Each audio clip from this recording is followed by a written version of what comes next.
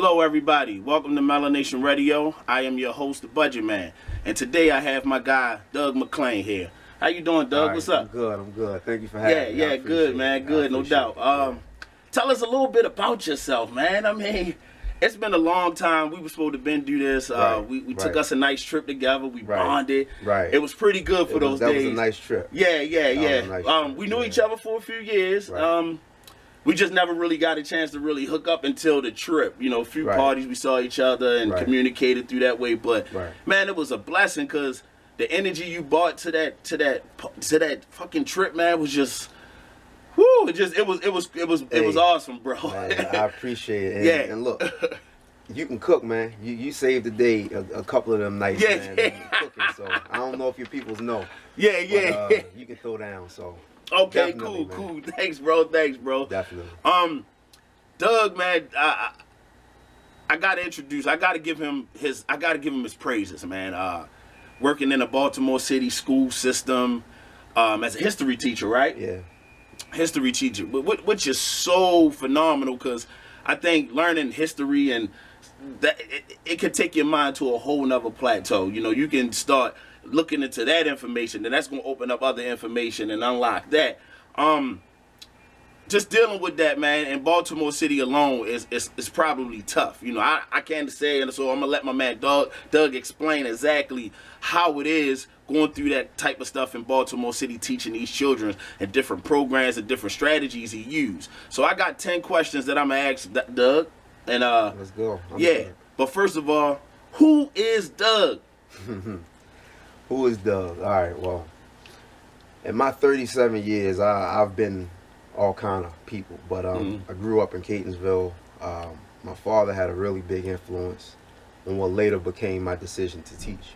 Okay. He was very into Black history, very into what our status was in the United States, even at a young age. So I was exposed status to it, definitely. So grew up in the Catonsville area. I was an athlete, played all the sports, and I was able to get a scholarship to wrestle at Coppin State College at the time. Nice. And I went there to wrestle. I didn't know what I wanted to do, but my social studies and history grades were always my best ones. I loved history, and I said to myself, well, I want to coach. This is me at 18 years old. I said, you know, I want to coach, and I love history. Let me get into teaching. You know, I felt like I didn't have maybe the best or most supportive teachers around me and coaches when I got to high school. So I wanted to be that guy. I knew I could have been a lot better with the proper support. Understandable. So yeah, in most cases, that's definitely, like that. definitely. So that's been my motivation since then.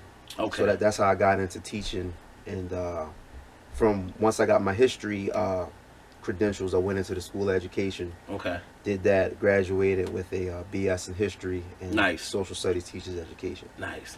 Great. And was that a tough journey for you? Was that kind of tough going through school, learning to be a teacher? Like, how was that? Was it easy for you, or was it hard to adjust? I think the hardest part of being in college is just you as a person. If you wanna party, then school is gonna be hard. Right. You know, but I was in school taking history classes, which I breezed through. I loved it. So that was easy for me. It was nothing to write a 10-page paper on something off the top of my head. Nice. And getting into education, learning the art of it. It's more of an art and a feel than it is just a cookie cutter way of doing it. Right. So with that, you can bring your own energy, your own speed, your own flavor into it. And that's what I got out of education. And you know, so that's how that happened. Right. Yeah. So what's your true philosophy on teaching? My philosophy, and it changes. It changes with the kids that you teach. Last year, I think I may have had 120 something odd kids in 4 classes. This year, I got 145. Wow. And you know, you got to get to know your kids to understand how to educate them. Right. I learned that. So you got to find a way to bridge that gap, to relate. They got to be able to relate to you. You got to be yourself. You got to be real, because people see it. People see that in you. But I'm definitely a person that I tell the kids, look, this is business in here, but I guarantee you will be able to take something you can use. Right. And when they see that, if you can make it competitive for some kids it's just about a grade. However you can get them to do what they need to do, you need to be willing to do that as a teacher. So that sounds good. Definitely. Like with that way, does that causes a lot of students to try to become more your friend? You know, and instead of just saying it's down to business, I need you to learn. Yeah. You know, I never had that real dynamic where, even with the guys on my wrestling team, where it was a friend thing. It's never been that. It's truly a student-teacher relationship, but it is a bond. Right. Okay. And that bond transcends just through the classroom, and their personal lives, you know, in their sports life, in their professional lives, when they want a job or something like that, and they ask you about things like that. Okay. You got to be able to get to them the way as though they can be open. Okay. So, yeah. And then with that being said, that's like how is your classroom structure in order to keep that balance amongst the children? All right. So, you know, you gotta. I tell the kids, you know, usually I want to assign seats. Now I deal with 10th graders. Okay. And they're still young, they're still playful. They really don't understand the gravity of what how their grades are going to carry on. Okay. So okay. with some students, you know, you got to separate them from their friends. Some of them work better with them. You know, in Baltimore City Public Schools, just in education as a whole now, it's a lot of student-to-student interaction. When you can have when you can have a student-led classroom, in the sense that they're able to teach each other. Okay. Okay. With your supervision and my guidance and everything, but when I say something, and then they're able to go to their partner, and their partner can explain what I said in a different way.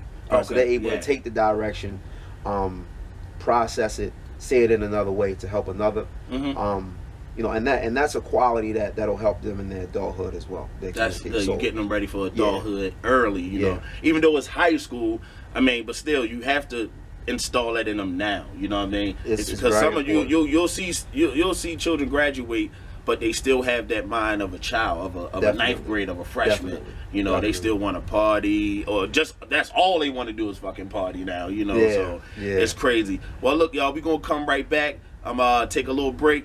And again, I'm here with my man Doug McClain, teacher, wrestling coach, friend, advocate. I mean, the list can go on. So live right here, back on Melanination Radio with my guy Doug McClain here, teacher, wrestling coach, advocate, mentor. Bring it down a little bit more, Doug, for real. I mean, a lot of people missed the first segment, so I want you to go ahead and finish and bring it down some more and give a little more insight about yourself. You know, the bottom line, I'm all in. You know, I really take pride in educating and helping people who look like me. Absolutely. That's just all it is to it. So that's why I'm in it. Yeah. That's why I'm in it, and that's a pure intention. It ain't about moving up the career ladder or anything. Right. I just want to help as many people that look like me as possible. Genuine guy. I mean, coming from him, it's genuine. Like, you can just feel it. The energy, the vibrations is just there. It's just all positive. Now we're gonna switch a little bit, and I want to talk about my man successful coaching run, man. Like, let them know, man. My man produced champions, not no flunkies, no little softies. They go in there and they slam guys around. They also educated. But Doug, elaborate on that, man. All right. So I've been a head coach 10 years. 10 years. 10 years. 10 years now. I had some really good people help me along the way. Right. Being a part of their staff, I took a lot of what they did. Okay. My first full-time head coaching job was at Newtown. I was there 2 years, and at one time I was the most winningest wrestling coach there. Had their good achievement. I coached their first county champion. Okay. A bunch of state qualifiers there. I got an opportunity to go to Dunbar. Okay. I've been the coach there 8 years. We won a city championship, I believe, maybe 5 times. A 5-time champion. 5-time champion. Yeah. I coached. Nice. I coached Baltimore City's first 3-time state champion. Baltimore City's 3rd national champion. I have kids that are in college playing sports. Oh, wow. And to me, that's the name of it. That's the name of the game. So we win a lot. We are successful. We do work hard. But You're like the Lenny Wilkins of this, huh? You know, quick coaching story that taught me a lot. So my very first year, Dunbar didn't have a team. Okay. So I come in, I want freshmen and sophomores, kids that I got 3 years to work with. Okay. Kid was in my class. He was a junior. He's about 320 pounds. Soft-spoken guy. Solid. You know. Nah, but kind of like a bigger guy, you know. Okay, Could have stood to lose a lot of weight. Okay. So he's like, hey, you know, I think I want to come out for the team. And I'm, you know, at the time, I really was trying to talk him out of it. I didn't think he really had it. And I said, well, you know, you got to make a weight class. You got to lose some weight. And he said, Coach, you know, I want to do it. I'm going to say, okay. He's mentally ready. He's mentally ready. And this is, you know, this is just a mistake I made. He was from a really rough part of town, even for Baltimore. It was a rough. Oh, and, nice. Make a long story short, his first year, he won 30 matches. He got a scholarship off of his first year wrestling. And he went on. He took that scholarship. He became an accountant. He got married, has a baby, and I say, man, you doing better than me. Nice. And that told me that if anybody wants to be a part of what you're doing, open them doors as wide as you can. Yeah. And he was big for us. I mean, he was big in so he was pretty much a natural. He already had it in him. Yeah. You just unlocked it for him. Yeah. Well, he did a lot of it on his own. You know, it was a lot of catching up. We did put some things in place for him, but the fact that he was able to take that opportunity, springboard it into you know, being an accountant, having a family. I'm proud of him. And then you see him now, I mean, he like, well, he's physically man. So he's dedicated to it, to keeping in shape, right. So, you know, despite all the guys that won championships, those are the stories I like, because he took that and moved on to life and done something. Great inspiration. Something good for See, that's an inspiration and an aspiration. You know what I'm saying? A lot of people don't know the difference between the two. Right. You know what I mean? So that's good, man. That's what I'm saying. This is a solid brother here. This is a solid brother. This is my guy, man. I appreciate it. This is my guy, man. Look,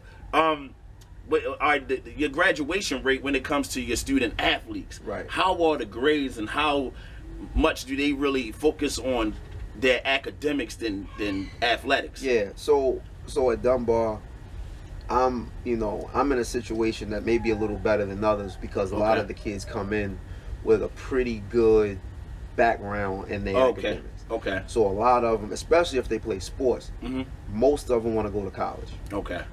And they want to play a sport. So a lot of the guys on my team, I'm gonna say the vast majority, with the exception of a couple that may have went to the military or just worked after high school, they've gone on to college. Some of them play football. Some of them have wrestled. Some of them are just in college. I had a kid who we had a college fair at the school, and a particular college said, we want to apply right now. He just did it, whatever, and they took it. They say, look, we'll offer you a full ride, just from your grades. No, forget the sports. With your grades, we'll give you room and board. We'll give you a meal plan. We'll give you tuition.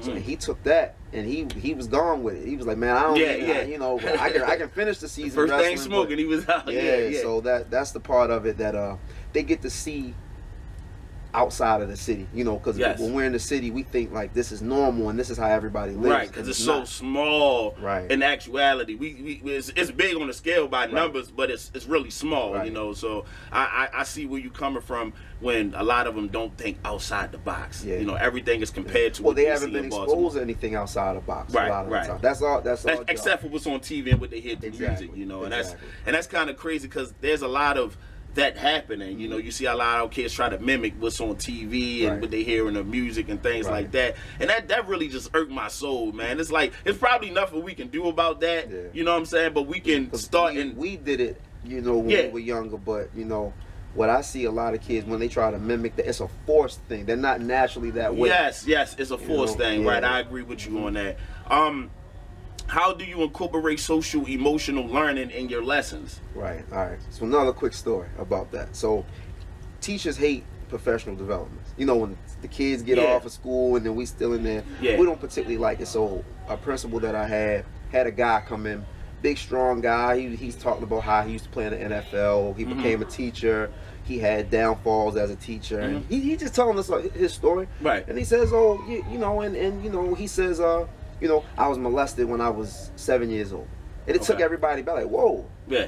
And he said, the reason why I'm telling you this is because when you see me, you may see success and everything. He said, I have a backstory, and it's things that I struggle with. This is the conversation he had. So he gave us an exercise, and he said, I want all of you to anonymously write down a traumatic experience in your life. And I was just took back by all the sexual abuse, sexual assault, drug use, homelessness, all these things that adults that I work with every day have gone through, that I walk past every day, may speak to, may not. And he says, now, we as adults, we've gone through all of these things, right? And all of these things were childhood experiences. Right. Why do you think the kids would be exempt from some of these same things? He said, you know, you're complaining about a kid not coming to school with a pencil, but his lights is off. Yeah. Or, you know, so it, again, like I said in the first segment, is being able to connect with them beyond the books. Yeah. And when you're able to, when a person likes you, they'll receive what you have to say. And that's a very, that's a relationship that I take seriously, because I'm dealing with someone's most prized possession, which is their child.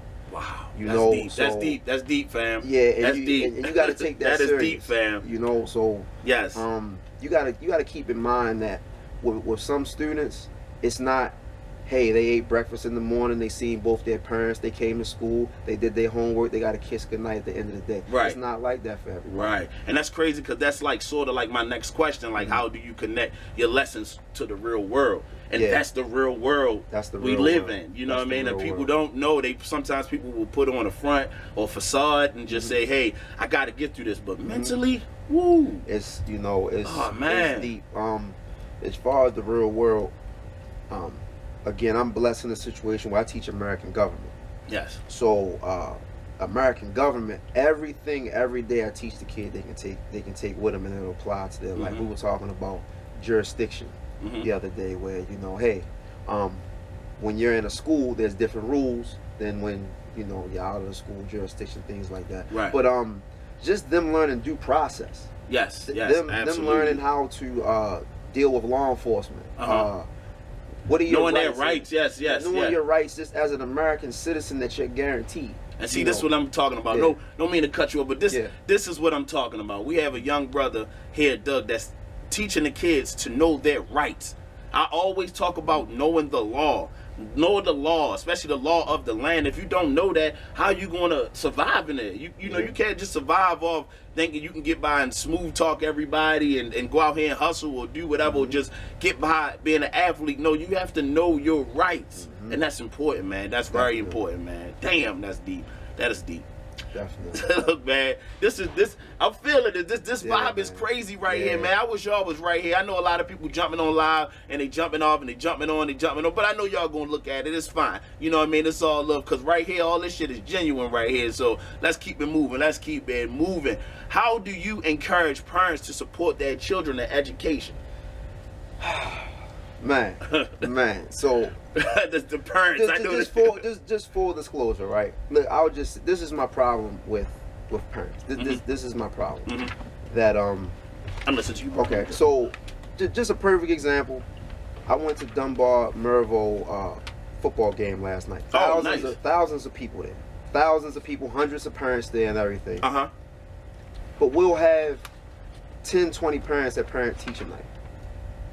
So, you know, parents not, you know, and I understand work schedules and things like that, but it is a must that you know who is educating your children. Right. You know, Malcolm X has a quote, and I'm paraphrasing it, but, you know, only a fool would allow his enemy to educate his child. Right? So, I call parents. I had a kid who I had problems with all year just with his approach.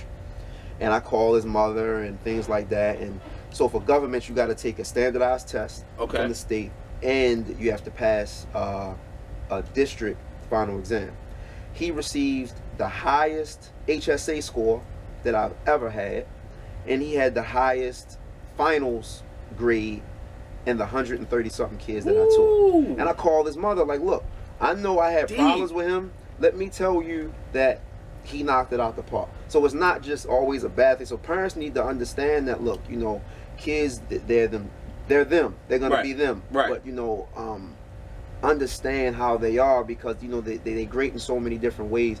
The investment in them, and it's not just investment where as though let me be able to have money. Yeah, no, it's the mental investment, man. The really physical is. investment, like, It really you know, is. taking sacrifices for your children and listening It to really them and is. understanding. You know, I have teenage children. My son, he just went to college. You know, he went to the University of Eastern Shore. Yeah, oh yeah. Oh man, and I just talked to him yesterday. He said, "Dad, this is the most fun I've ever had. I love to learn now. Like, Yeah. I'm experiencing something that I thought I would never experience like this, feeling it like this." And I'm just like, just blown away, man. Like, you know, sometimes I go and break down and cry, but it's a great feeling to know that, you know. And I give shout out to his mother also and his stepfather during the time. You know, I give his stepfather a lot of praise on that, is because it took a village. You know what I'm saying? Like, everybody was pushing. You know, excuse me, bro. From his grandmother to grandfather, everybody. You know what I'm saying? It takes a village. Yes, it absolutely. takes a village, but that doesn't exclude the parent role. And that's my thing. You know, I wish more parents would have a more active role in that education piece. Yeah, no doubt. You know, I call good, bad, indifferent, and you know, that's my take. No doubt. How do you assess student progress when you see a student that's progressing or regressing? How do you evaluate that? Like, what are your steps to kind of get that child back on track, and then keep that child that's progressing, keep them going so they won't lose motivation? Right. So it's a lot of ways you can assess that. Okay. I'll give you an example that you know, in my classroom there's a process to learning certain things. So I may give a test, but all I'm really worried about is that they follow the prompts correctly. Okay. I may not even be worried about the right answer. Right. But before we can get the right answer, are we even approaching how to think about it first? Right. So I do that a lot, and so that's the first thing. You know, okay, are they following directions first and foremost? Yes. All right. From there, I give things baby steps. Look, you know, spoon feed things, and from there, if we don't get it, so you talk about philosophy, right? So I'll give you something where I adjusted this year. Okay. It's funny you say that. We had a PD, a professional development, where a guy said, you know, hey, teachers are worried about this due date is here right now, and if you don't get it done, you can't do it. And he said, well, how many times in your life did you mess up and somebody allowed you to redo something? You know, how many times in your life did somebody bail you out and give you another opportunity? And he said, you know, when children give me half work or incomplete work, I don't grade it. I give it back to them, and they gotta do it again. And he said that he heard a student say, I hate Mr. Such and Such. He makes you do it until you do it right. Right. Now just imagine the precedent you set with, I'm not taking half credit from you. Right. Do it again.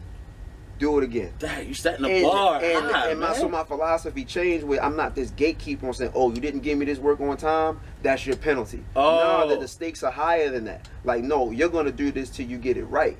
Okay. You know what I mean? Now they're learning something. The grade doesn't suffer. All right, I've set a precedent where the standard is high now. You're not going to be able to say, I'm just throwing something together and giving it to him. Oh man, you know, that's so deep, man. That's part of how my philosophy changed and how I track progress. Is that are we able, from last month, am I seeing a wave, just a whole group difference in the upswing?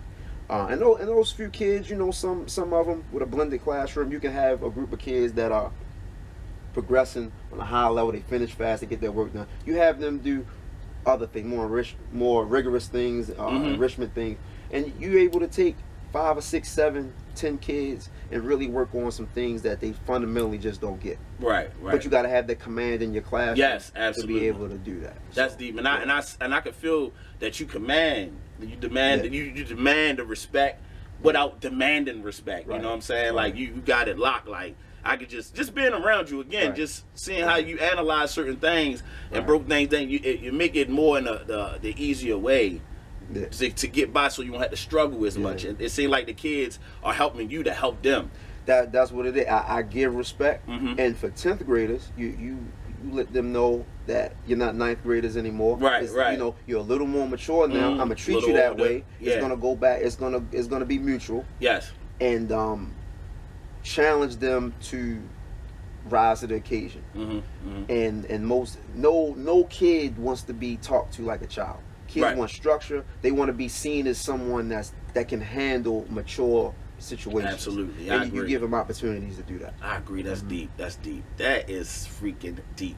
Now, I don't know if there's a lot of special education in Dunbar, but do you have students that meet the IEP criteria? I do. I come from a special ed background as well, a minor in it, and I have some early roots in my teaching in special education. Okay. I have 504 students. I have IEP students, and you know, I had a teacher tell me one time that, you know, a child with an IEP or 504, these aren't behaviors that they are voluntarily wanting to exhibit. You know, it's just they learn differently, and you need to be the professional and meet them where they are. Absolutely. And absolutely. so with that, you give people, you give. Okay, y'all, we back live again. I'm back here with Doug McClain. Again, I'm a praise him again.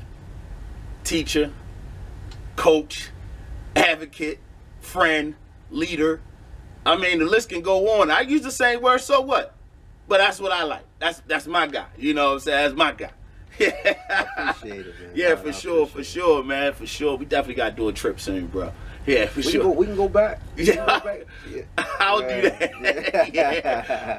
I'm supposed to be hooking up with my cousins.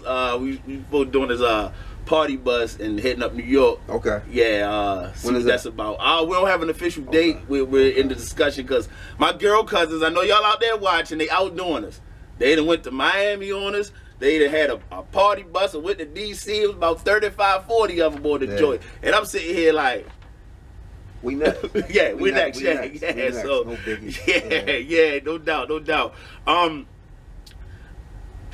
We were just talking about, you know, the IEP students and students that have special needs, and Doug was just elaborating on that, and he was giving different steps and that he used to make progress to help these children. And I think it was kind of dope when he said there's an art to this. You know what I'm saying? Having an art into teaching. Like, a lot of people don't look at it like that. A lot of people look at it as, oh, here's a paycheck. You know what I'm saying? This is not a craft. This is not something that I love. I used to love doing it, but no, I don't love it because they ain't paying me enough. Well, look, go find another job, in my opinion. If you don't love to teach, then get your ass up out. So look, when that's funny you say that. I had a girl in my class last year. She worked all the time. She's like, man, I'm getting sick of going to work every day, blah, blah, blah, you know. And I'm like, you know what? I was like, when I had a job, I used to hate going there every day too. And then I took myself back, like, I'm at work. Yeah. You know, and so it's not. I don't consider this work. So, yeah, if you don't like love doing this, then, you know, you got to find something you love. You know, you know, it's not for you, and that's fine no more. But well, open your own business if you can do that, so you won't have to work. You can do it at your own pace, whatever. But how do you meet the needs of the students in your class who are advanced, and when they do, you have students that say, "I'm bored." I mean, that's sort of like the other question. But do you have students that really show you that they're bored, or they act out? You know, especially after they learn what they learn. Yeah. So one thing that and I didn't come up with this. I was able to work with a teacher my first year. She was outstanding with planning. Okay. And she later became a teacher of the year in another district. Nice. And she's an assistant principal now. Sweet. And she gave me a system where all my lessons in class are numbered. And so part of what we do in class, they take home every day. And it's their notes. Right, and it's concepts they have to learn, and it's another part of it where they turn in every day. So if I have a student that's done for the day, so let's say we're on like right now we're on lesson 5 in my we just came back to school. So let's say Monday we're on lesson 6. Kid said he's done. I say, all right, well, take out lesson 2 through 5. Let's go through some of the vocabulary words. Are you able to tell me what these vocabulary words mean? And they're like, all right, let me go ahead and do. So it's always something to do. It's always something to do in class, and those kids are able to do that now instead of the 35, 40 kids in class that I gotta educate. 7 of them are doing something else. I can concentrate with the others getting them caught up, and those ones that finish are no longer distracted. Oh, so you're actually able to keep every student engaged. You try your best to do that, and it works. Like I said, it's 10 years. It's some trial and error, some adjusting to it. But and I hope to be even better at it 10 years from now. Absolutely. But right now, it's working. Yeah, absolutely. Especially the different philosophies you put in place and things that you learn. You know what I mean? You from older teachers that been there and done that, and it's like, your road to success is endless, man. You know what I'm saying? So that's good. How do you engage with reluctant learners? With reluctant learners. So the first thing that came to my head is that a reluctant learner usually has a reason why they're reluctant. They got a reason why. So try to find out what's the reason. What's the source? Go to the source, right? It could be, it could be something as simple as they didn't get enough sleep. They didn't get enough. It could be just as simple as I had a girl last year who just had extreme anxiety speaking in front of people. Wow. So she wouldn't raise her hand. She wouldn't start her work when everybody started. Oh, wow. So, and I talked to her coach, like, look, I'm having some problems with her. I call on her, she just look at me. He's like, no, like this is really something that she struggles with. So as an older teacher, instead of blasting her or criticizing her in front of the class, I said something to the effect of like, well, look, you work on that, I'll come back to you at some point. Okay. That takes the weight off of her. She can get back to being comfortable in class. Absolutely. But you got to find out why they're reluctant. It could just be, hey, I'm not good with writing. Okay. Hey, I don't want to get the answer wrong. Right, and feel embarrassed. Right. Yes, so it all goes back to knowing who you educating. So that's how I've dealt with that. Outside of wrestling, is there any other clubs or sports that you are willing to sponsor if that position was available? So with the teaching and the wrestling, we wrestle all year round. Okay. We go to national events and things like that. The wrestling does take up a lot of my time. Okay. I have been a class advisor for the 10th grade, and we started a sophomore ball. And at the first year, it was kids thought it may have been cheesy or whatnot. Now it's just as big as prom. Nice. So